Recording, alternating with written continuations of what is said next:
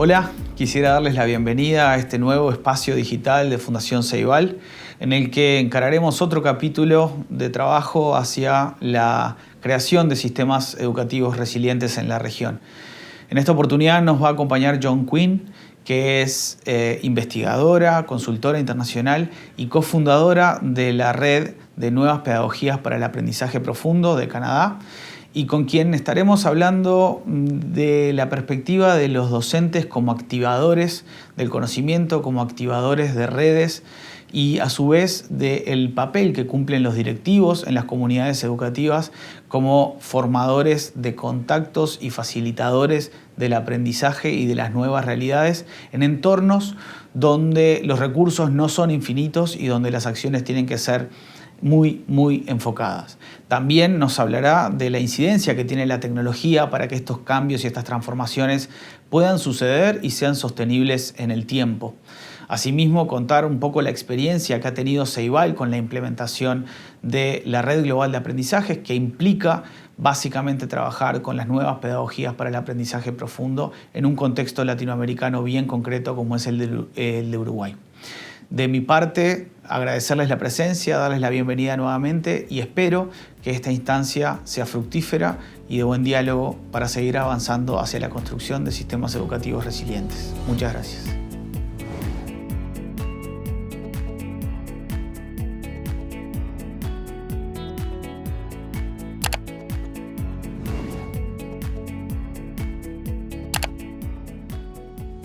Cambio educativo, liderazgo y aprendizaje. Esa es la temática de este espacio digital, que invita al cuerpo docente a conectar con su rol de activador, ajustando su diseño a tiempo, lugar y circunstancia. ¡Ah, me encantó! Porque hay muchas formas de demostrar el aprendizaje y cada niño puede mostrar su aprendizaje de forma distinta. Opa, a mí también me encantó. Cuente más, profe. Quienes tenemos que adaptarnos somos nosotros, los docentes. Preguntarnos, con lo que tengo, qué clase de alumnado quiero tener y ver cómo hago con los recursos que tengo. Y ahí la tecnología nos permite escalar. Ayuda, es como un impulso. Maestra, la tecnología también requiere de todo tipo de adaptadores. Chucos, dos en línea, así, para que no me agarre nunca mal parado. Y después este chiquitito, que siempre lo vivo perdiendo, no sé qué pasa acá, en la casa desaparece. Tiene patitas. Soy yo que se lo saco para cargar el celu. Alentarlos a abrirse a los problemas reales, a explorar en su curiosidad, a buscar posibles respuestas, soluciones a dichos problemas. Yo decidí explorar el proceso del compost. Soy niño compostaje. Limón que usó papá para la molleja no tiene tan mal olor. Niño genio, acordate de tapar el compost, porque las lombrices estaban jugando una carrera hasta la heladera. Si hablamos de carrera, hablamos de competencias. Están con actividades de deportes. ¿Cuántos metros? Yo voy a alentar. Llevo la pancarta. ¡Familia! ¡Acá está papá! No, las porras de papá no. Me encantan las carreras. Me refiero a competencias para la vida. Y cuando hablo de carrera, hablo de la carrera que cada persona elija. Competencias globales. Son 6. Pensamiento crítico, la creatividad, la comunicación, la colaboración, por supuesto, la ciudadanía, el carácter. Implica vivir con más empatía y mirar con el lente de valores. El compromiso y la colaboración. Yo estoy en un foro de buenas prácticas y me hice amiga de otras latitudes. Comparto mucho con una colega de Honduras. Maestra, en Honduras hay 95 áreas protegidas y es el área con más ecorregiones del mundo. Carlitos está a full con la ecología. Dice que para ser buen vecino hay que cuidar del planeta. Carlitos tiene razón. Cuando hablamos de ciudadanía, hablamos de cómo nos conectamos con las demás personas y seres vivos, teniendo en cuenta la sustentabilidad, la colaboración y también la perspectiva de diferentes culturas. Es que somos un mundo muy diverso y nos complementamos, así que si nos ayudamos, podemos crecer aún mucho más. Si querés ser buen vecino, Carlitos, empezá por casa. Y cambiate las medias cuando vuelvas de patín. Es insoportable, no se puede respirar. Es verdad, maestro, todo no se puede. Lo voy a cambiar. ¡Qué orgullo! Y al final se trata de esto. La maestra, yo, lo único que queremos en la vida es que la niña, el niño, los jóvenes se desarrollen en la vida, que alcancen aquello que quieren. La satisfacción. Gracias, papá. Fin de año y... El olor a mí, yo ya... Se empieza, viste, que se ve venir, ya, yo ya entro sensible. ¿Cantamos una canción? No, el video termina acá. Que el humor esté siempre al servicio de nuestros procesos de aprendizaje, para reflexionar y colaborar desde la distensión y el disfrute.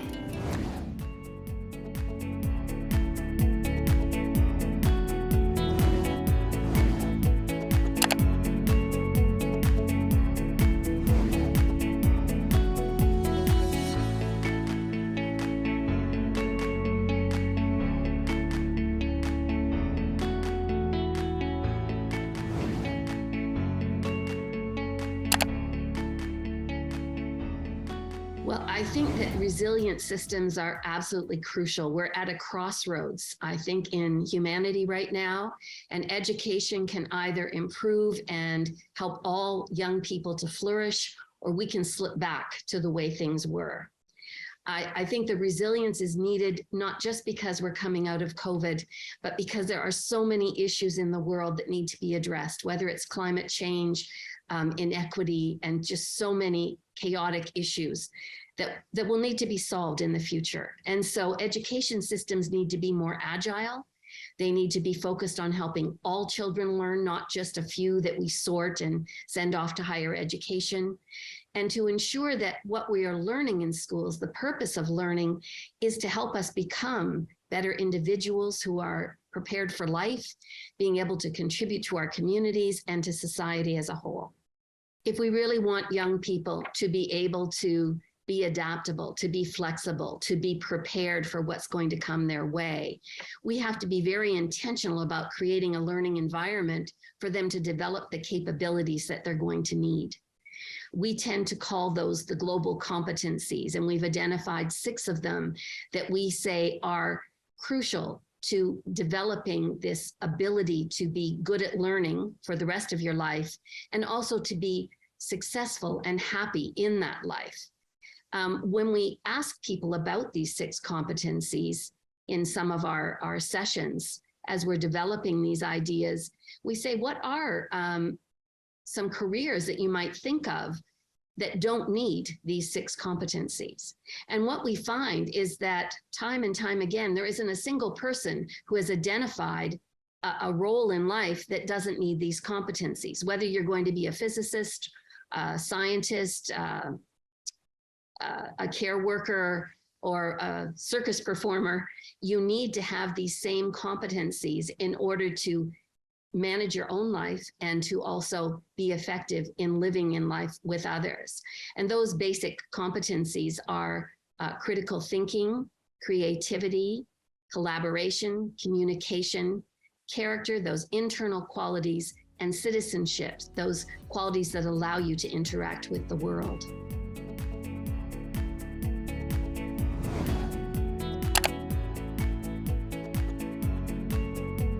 I find that recently I've been talking a lot more about joy and about bringing the joy back to learning and to life.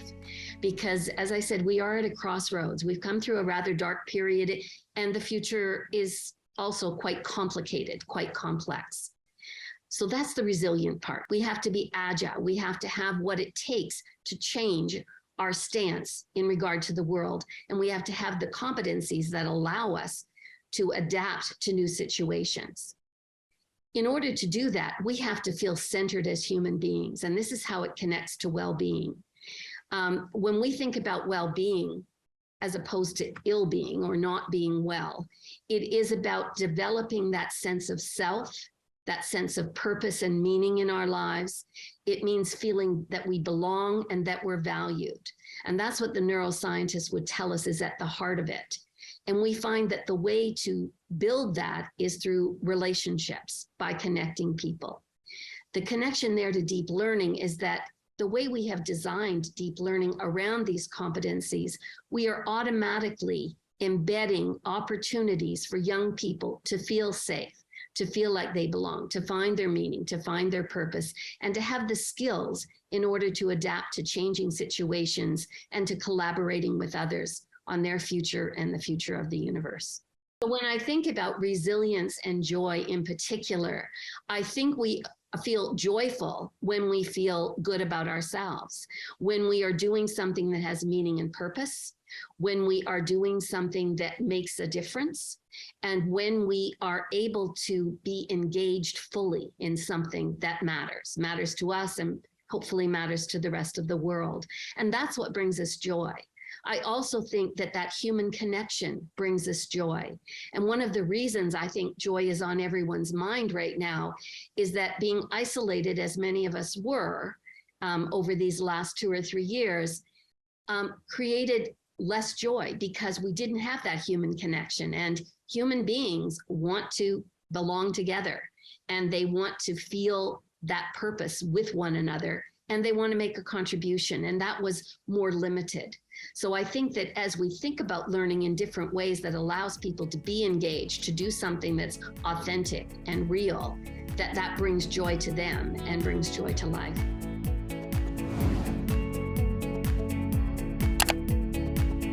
So in our work that we have done on deep learning that centers around the 6 global competencies that I referenced earlier, we were seeing that it was impacting students' well-being.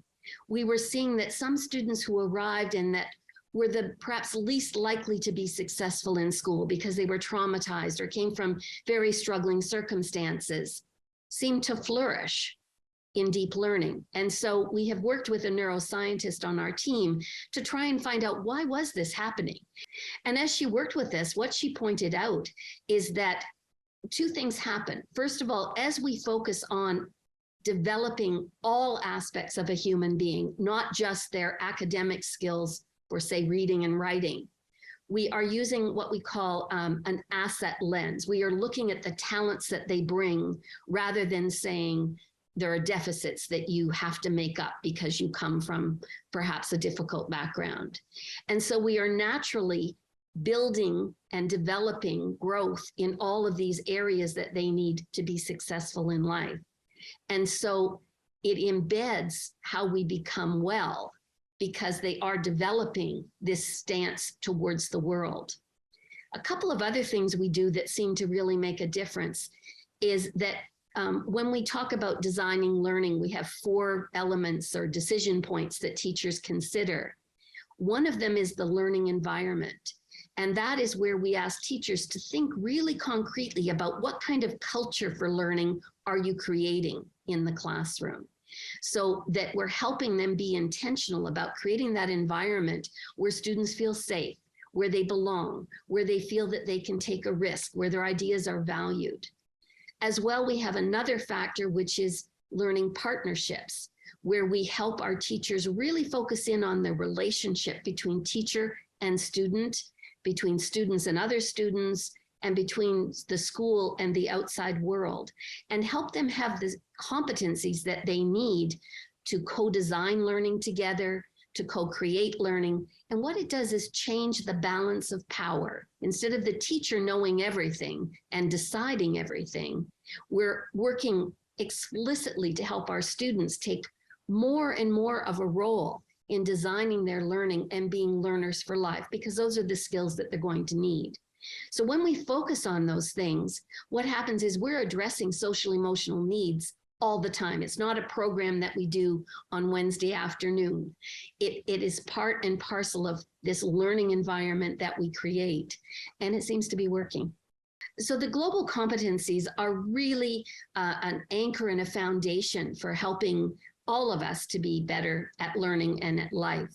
And what we did to identify them was we asked several countries that were working with us, what is it that we know our children to know, to be able to do, and to be like, so they can be successful in life and learning?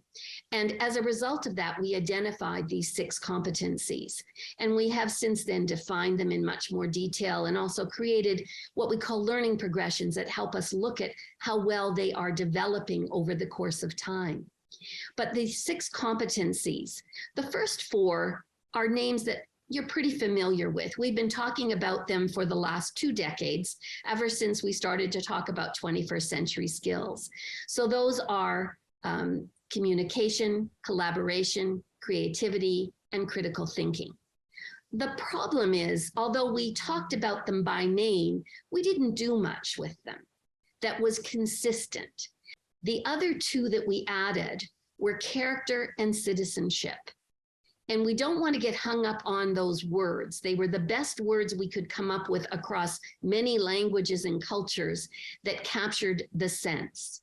So when we talk about character, we're talking about those qualities internal to us that allow us to connect with others. So those would be empathy. They would be our ability to be a lifelong learner, to take responsibility for ourselves, to be a team player, to connect with one another.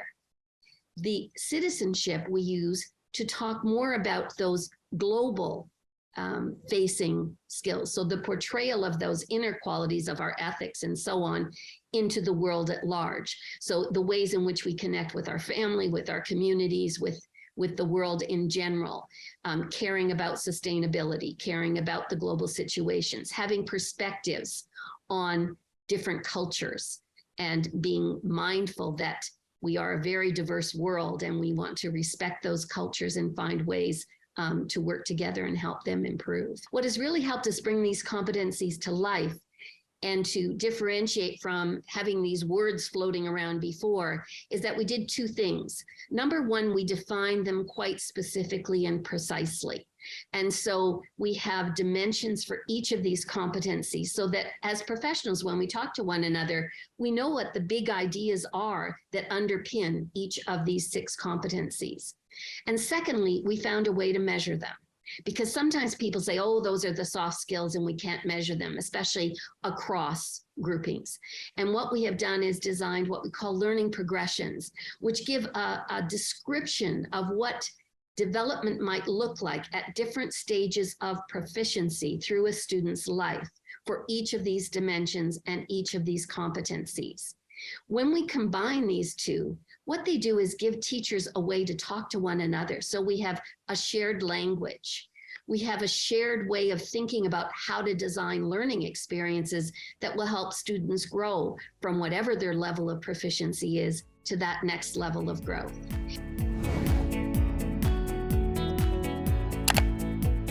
So we've been talking about new roles for teachers, because if we're co-constructing learning and giving power to our students and increasing their voice, their choice, and their leadership, we have to take a different position. So we talk about this role as being activators, and the role of activator also includes being a culture builder and being a collaborator. So there are 3 aspects to the role. As an activator, what a teacher needs to do is understand the context that their children are coming from. What are their circumstances of learning? What are their needs? What are their strengths? So that they can design learning that's appropriate for them at that point in time. So it's that just-in-time tweaking of a design, asking the right question at the right time to stimulate a child's thinking, as opposed to saying, I went home last night and I created 10 questions and you're all going to answer the same 10 questions, and then I'll come around and mark them when you're finished. And that was fine for those children who progressed in a certain way. But what we know is that we want to be attentive to where children are in their thinking and their doing, so that we can provide the right resource, we can help them with their thinking, and we can stimulate them to that next level of performance. Being a culture builder, I talked a little bit about earlier, is we've got to create that environment where every child feels that they're challenged, that they can take a risk, that they want to contribute. Some of our children hang back. They're very quiet. They don't want to take a risk and look foolish or make a mistake. So we need to create norms in the classroom that allow every child to be the best that they can be, and to allow them to demonstrate that learning in a whole variety of ways, not just pencil and paper. And thirdly, teachers need to be collaborators, because none of us can do this alone. So you're collaborating with your students on that co-design, you're collaborating with other peers, and now more and more we need to collaborate with our families and our communities. I think that's something we learned during COVID, is that we need to be a team in order to get this done. So those are some specific skills for teachers. In terms of what the authorities can do to make this happen, they need to give opportunities for teachers to feel that they have a culture that allows them to take a risk, that they are valued for knowing their students, not for just completing paperwork and getting the testing done at a certain time. We need to have capacity building to give teachers an opportunity to build these new capacities themselves, and especially give them opportunities to connect with others. We talk a lot about going outside to get better inside. Teachers need the stimulus of seeing new ways to do things, and then they need opportunities to talk to their peers. So systems need to make this available to teachers and to think about, what's important if we want teachers to play a different role.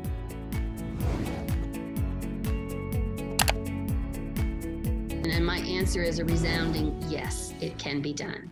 And probably one of the best examples is in Uruguay itself, where not all of the country is wealthy, and some areas are smaller, more rural. Perhaps there are some challenges in the communities, and we're just seeing it flourish in what you're doing. So the reason I think we can do it despite the resources is because it isn't a program. It's not something you have to buy and implement. It's a way of thinking. It's a framework for thinking about the learning process, about what matters. So yes, there are some resources that you need, but you can reallocate what you have.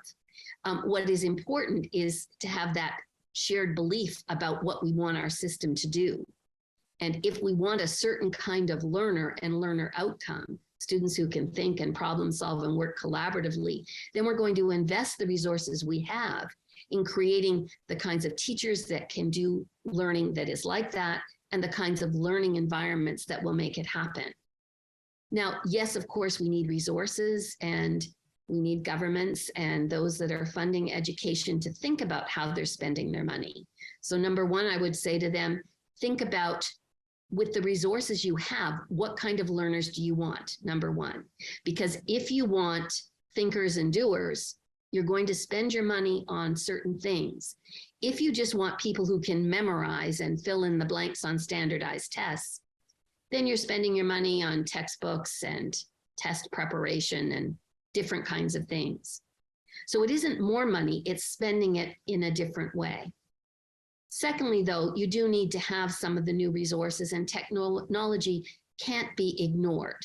But it's not technology, hardware and software. It's thinking about living and learning in a digital world. And that's what I've seen certainly Uruguay do extremely well. And then thirdly, you need to be sure that the how is there, but that we are creating the opportunities for people to build these new skills. So it's a matter of taking what we have, being clear on what we want, and then allocating those resources that way. But definitely it can be done.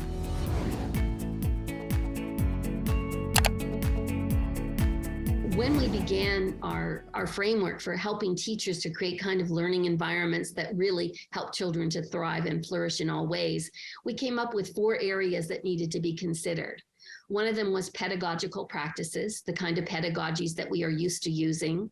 The second one I mentioned earlier is learning partnerships, creating a new way of working with students so that they are more active in their learning and taking a bigger role. The third one was about the learning environment, which is creating that culture for learning, but it's also about the physical environment or the virtual environment, which is where technology has certainly come into play, especially in the last few years. But the fourth and important one that we put there was leveraging the digital world, because we knew that it was absolutely crucial as we move forward. The problem was 10, 12 years ago, we were seeing technology used very poorly in many places. A lot of consumption, we buy a lot of things, but they're used in a substitution way. So instead of writing an essay, we're going to do a Word document, or we're going to make a PowerPoint. It wasn't really helping the deeper thinking. So what we focused on is, how do we use technology to accelerate learning and to amplify learning? And we're seeing that when it's used well, it can do both of those things. So what we say is pedagogy is the driver. We need to have solid reasons for how we want our children to learn, and good pedagogy to drive that. But we then say that technology is the accelerator. And so we use them in tandem and make wise decisions together. I can give one example of a video that we're using everywhere in the world these days, that was filmed in Uruguay. And it shows a group of children solving a real problem in their community. And they needed water for the garden, and they're trying to figure out how they can collect some water before the garden dies, because they need that for the community. And the next thing you see are students problem solving, collaborating, and they are using the technology and the tools just as if they were researchers or scientists or engineers. So it's not like a technology program that we go down to the hall in the old bad days. it's using these tools to collaborate on platforms about how to solve problems, to be scientists, to be researchers. And it's wonderful to see this building in, and they are using all of the different curriculum disciplines, and they're using a whole range of simulations and different tools and technologies to help them with this task. So this is what we want to do to connect technology and deep learning. It's how do we take the learning and amplify that by selecting the right digital tools and resources.